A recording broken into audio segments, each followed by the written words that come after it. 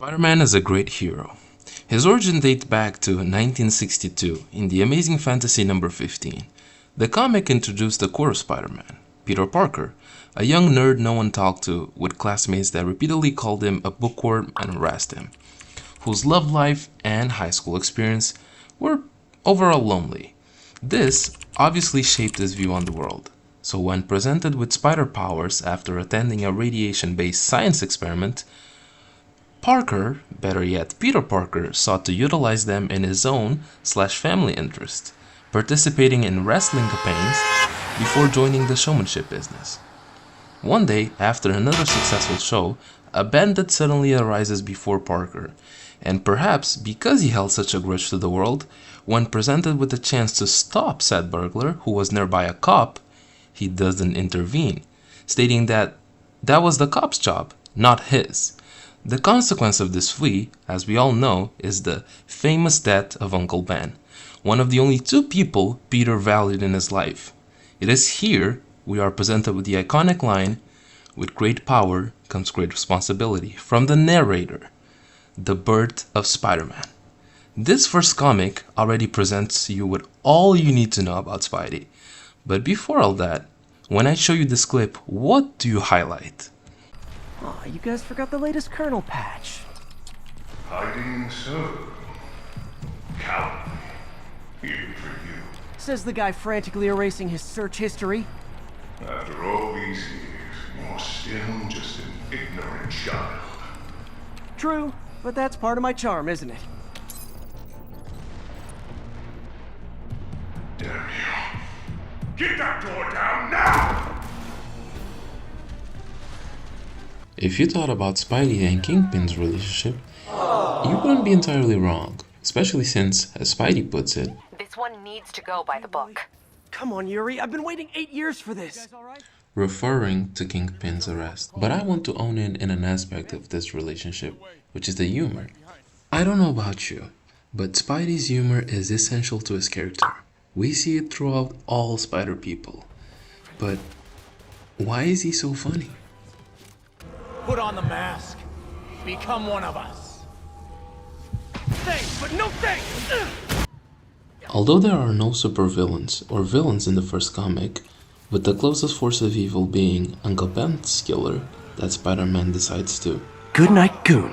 Throughout the years, the Webhead's Rogues Gallery contribute directly to his development, as they often contrast his optimistic view and responsibility-driven morality.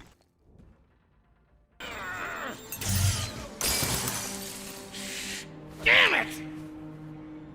This is all your fault, Norman, you son of a...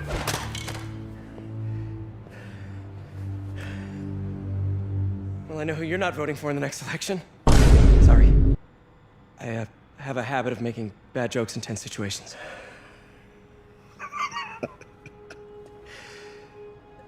It was a good joke, Parker. Just a bit of an overreaction on my part. In this scene from Marvel's Spider-Man developed by Insomniac Games, the dichotomy between Peter and Octavius regarding their misfortune handling is clear. Spidey banters, attempting to relieve the situation. Meanwhile, Dr. Octavius puts all the blame towards Norman Osborn. Although the Doctor's frustration is reasonable since Norman is directly responsible for revoking the city grant funding, which was given to Octavius Industries, doing so with the objective of forcing Otto to work with/for Norman again, it is important to note that the revokement of the fund was due to just cause, considering Otto was in fact violating safety protocols. For example, when he endangers himself right in front of the committee. Without spelling it out, Otto repeatedly blames Norman for his failures, while Peter is able to better and stabilize the neural interface. This is precisely why every villain adds to the story of Spider-Man. They function as a constant reminder of what Peter could become if he does not accept the mental responsibility. Had he blamed everyone else but himself at any given moment of his career as Spidey, notably the death of Uncle Ben, Peter Parker wouldn't be a hero. Going back to the first scene of part 2 of this video, Martin Lee or Mr. Negative more closely resembles Spider-Man's tragic life, Both of them orphans, results of an Oscorp experiment, and responsible for the death of a close family figure.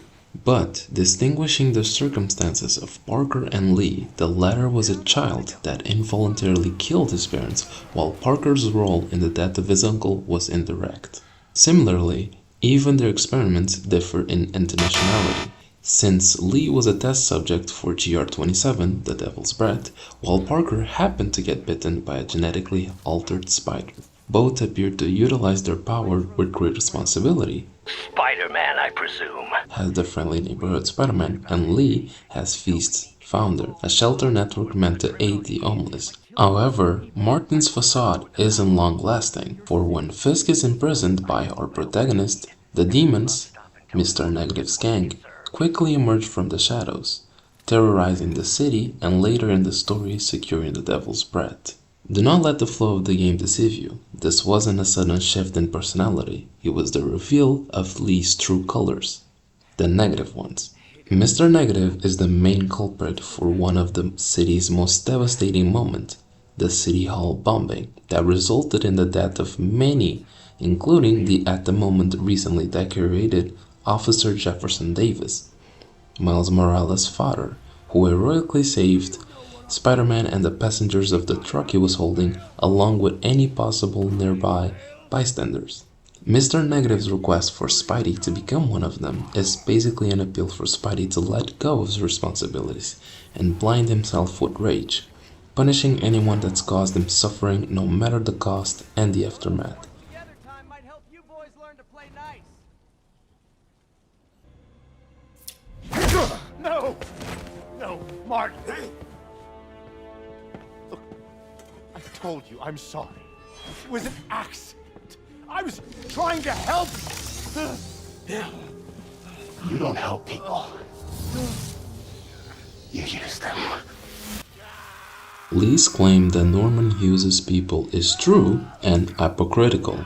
Many times throughout the game, Lee literally uses people to ensure his goals are met. Matter of fact, before confronting Norman on this scene, he literally uses one of his goon to augment his power level. Again, Peter would never accept Lee's offer. Their perception of power in this point of time is entirely different. The best dialogue that really encapsulates how the webhead perceives his powers and therefore responsibility is this phone call between him and MJ. You okay? I'm fine. Combing through Oscorp records. Hey, this is random, but you remember that trip we took to Staten Island with Harry? To find the best pizza in the city? Yeah. 10-hour odyssey for burnt toast with cold American cheese. How could I forget? Something about all these old Oscorp files made that day pop into my head. Harry was so excited about riding the ferry. Just made me think about how much simpler things were back then. No jobs, no supervillains. We could throw away a whole day looking for bad pizza just 'cause. Now it feels like if we take a nap, the world will fall apart. Yeah, this adult thing is rough. But I guess the work we do means today's kids can have their own Staten Island adventures. In safety. Kind of a circle of life thing. Circle of bad pizza. Yeah, you're right. That's a good way to look at it. Thanks, Pete. Okay, enough with the contrasts. Let's highlight another great characteristic of Spider-Man, his empathy and how tenacious he is to help people.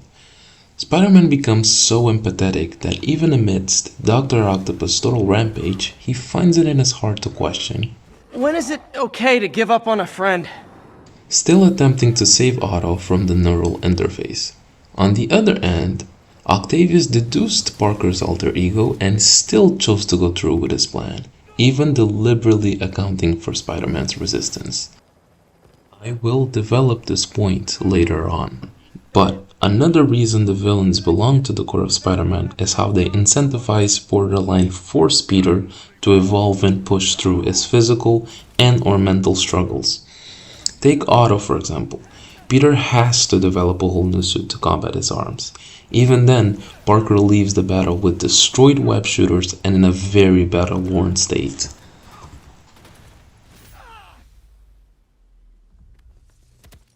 As much as he is to me, Spider-Man isn't perfect in the conventional sense. His friendliness towards Otto cost him the anti-serum in their first hero-to-foe encounter, and during their last dance, it nearly cost Peter's own life, along with possibly all the neighborhoods of the world. The fact the reader, viewer, or enthusiast can relate to Peter Parker has always been part of the creative process associated with his stories, and great motive these same stories succeed. Naturally, him letting his emotions dictate the pace of the fight is on par with his character, and so is realizing he might have to give up on one of his friends for the sake of all the others, as much as it pains him. Parker!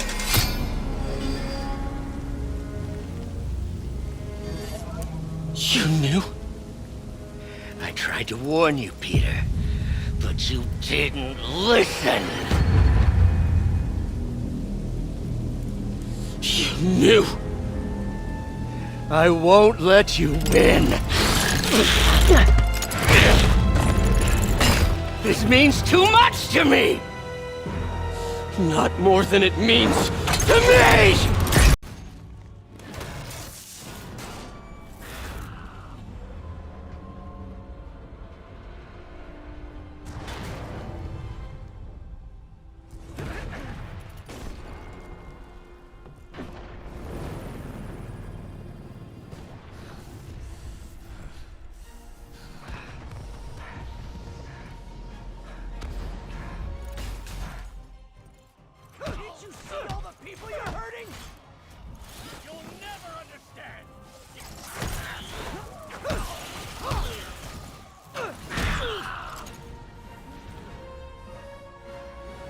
You look tired, Parker.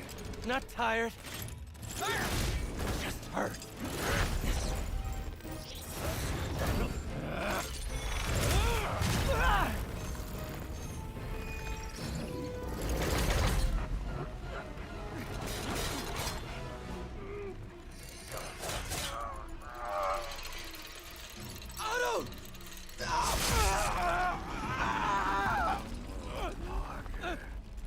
If you want to change the world, you have to be the kind of man who can make the hardest decisions.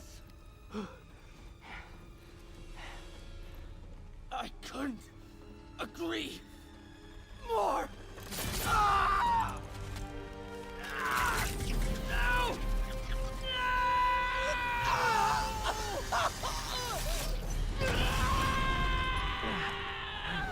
The anti-serum.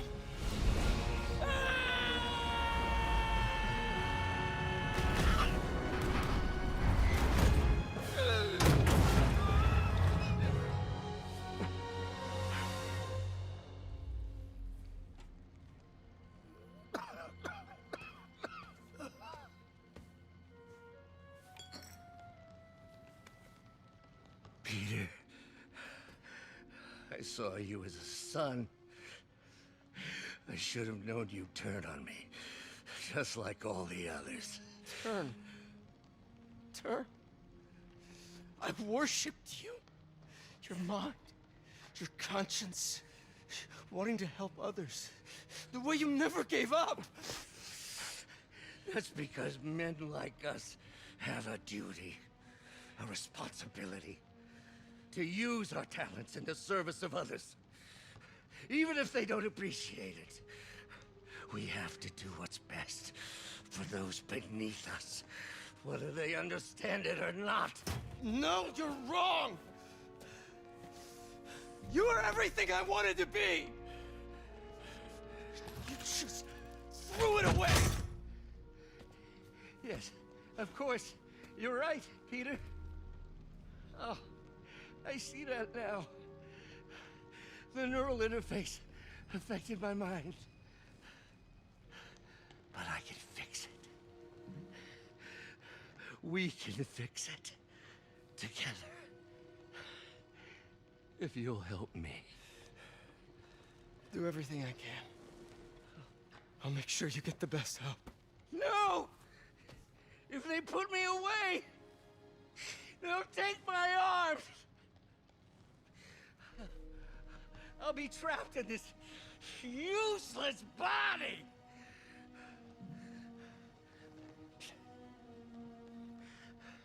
Please, Peter. That wasn't me. You said you'd never abandon me. You promised. Remember?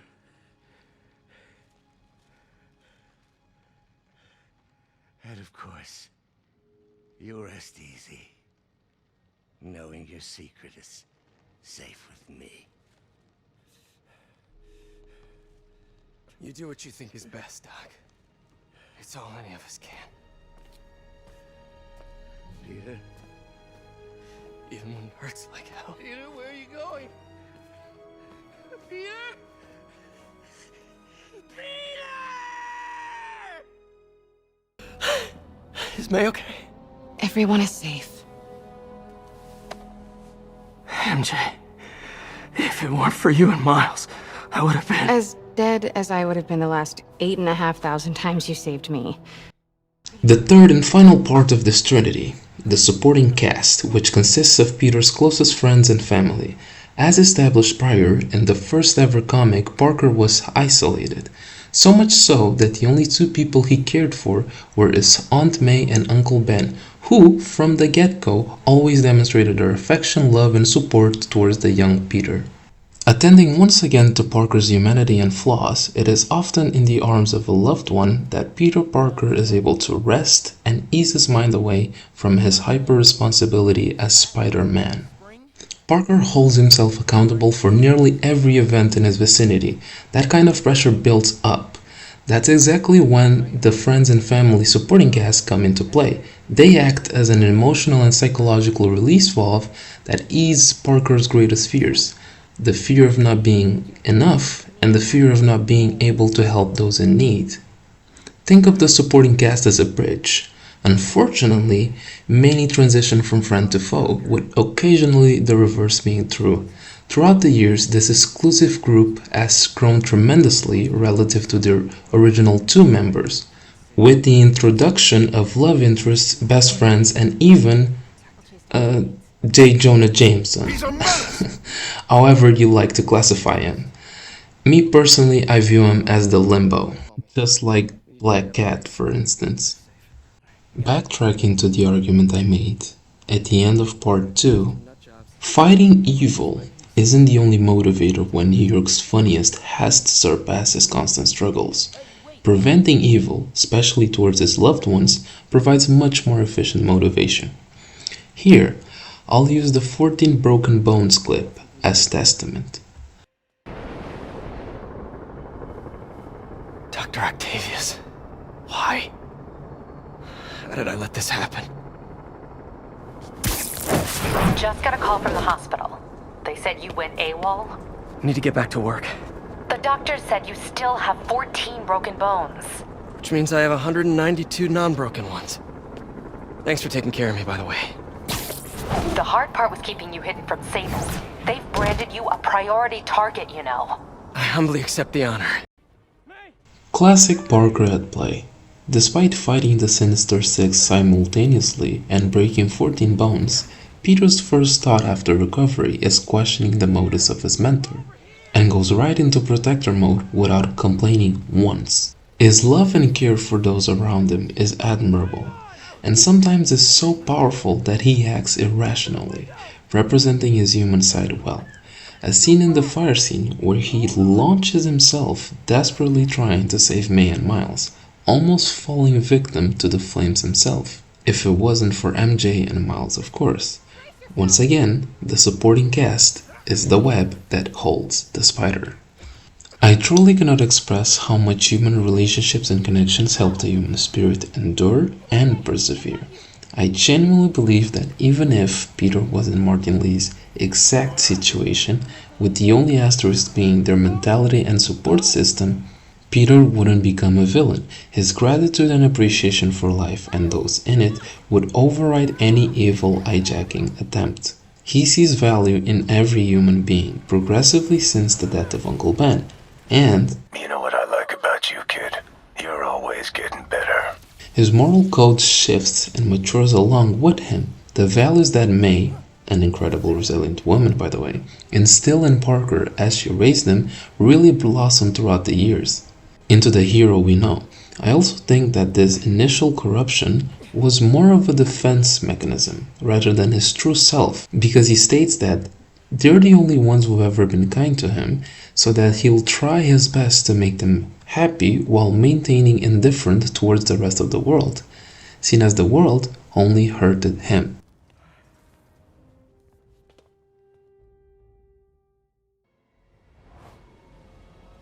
You've made it to the end of the video. If you've reached this far, I want to tell you. You're amazing. Yeah, so that's it. That's my take on the essence slash core of my favorite hero, Spider-Man, of course. If you had any doubts, want to share your opinion, or just want to yap, feel free to do so and comment at any given time. This video was meant to be very bare bones, so I chose Amazing Fantasy number 15 in Marvel's Spider-Man interpretation. If you want me to cover another Spidey adaptation or any other philosophical theme, I once again invite you to comment. Have a nice day, evening, or night, and goodbye. You find Norman. You find the cure. Thanks, partner.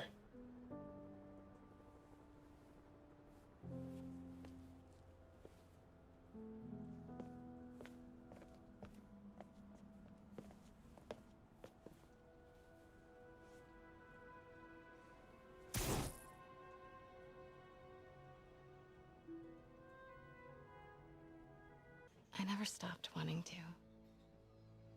Me neither.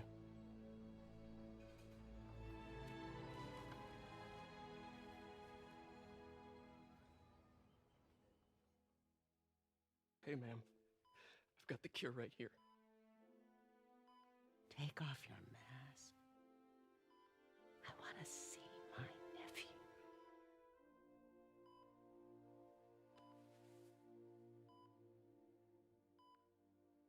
You knew? I've known for a while. I never wanted you to worry. I did.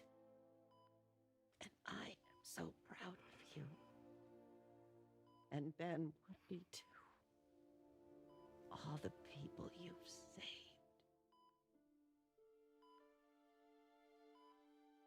I don't know what to do. Yes, you do.